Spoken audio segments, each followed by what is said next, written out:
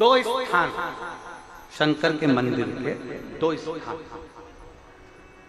अगर बहुत रोग में ग्रसित हो ना, बहुत रोगीले हो गए ना, बहुत कोई बीमारी ज्यादा हो गई ना, दो स्थान शंकर के मंदिर के बना लो, दो स्थान।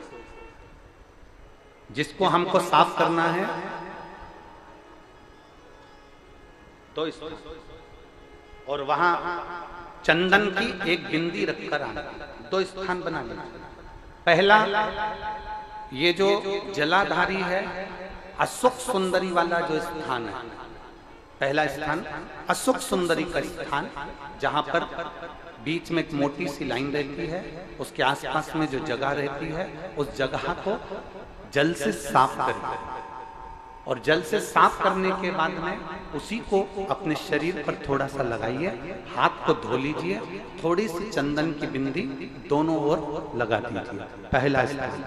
दूसरा स्थान, जहां से पानी बहकर जाता है, उस पूरे स्थान पर से कहीं भी एक तुम्हारा मन कर जाए, उस स्थान को थोड़ा सा हाथ से और जल से साफ कर दो, और वहां भाग को अपने हृदय से या शरीर में जहां रोग है, तकलीफ है, बहुत कष्ट है, बहुत दर्द है, उस स्थान पर लगाओ, और चंदन की हाथ धोने के बाद चंदन की एक बिंदी उस स्थान पर, वो नाली वाली जगह पर कहीं पर भी रख दीजिए। ये दो जगह आप साफ करना सीख जाओ। ये दो स्थान आपने अगर साफ करे हैं तो निश्चित है कितनी भी बड़े से बड़ी बीमारी है, उसका रिजल्ट अच्छा ही आएगा, वो बीमारी समाप्त होगी, वो बीमारी समाप्त होगी, निश्चित है। थोड़ा समय लगेगा, थोड़ा समय लग सकता है, पर आप अपने भरोसे से अगर करोगे तो निश्चित प्राप्त।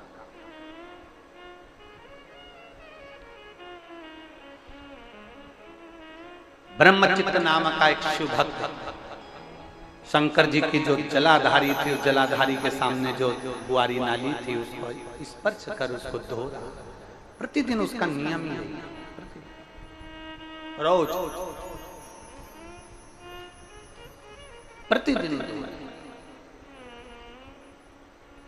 समय बदला, कालचक्र बदला, शनि ने अपनी कुदृष्टि उस ब्रह्मचित्त पर दे दी।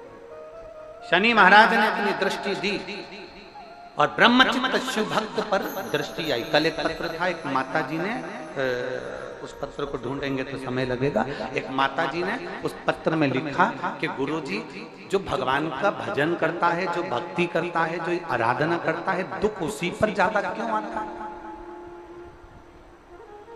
कल 2 पेज का पत्र था, हम उसको पढ़ते परंतु समय नहीं मिल पाया।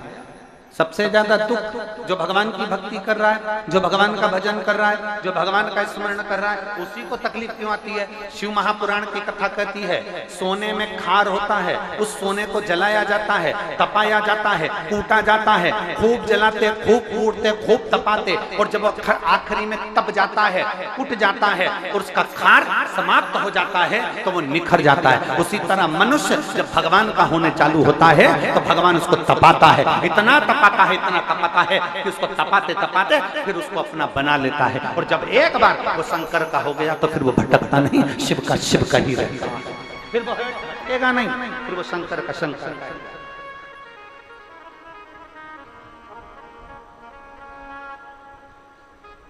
फिर वो भटकता नहीं है, वो शंकर का हो गया और शंकर का ही रहेगा।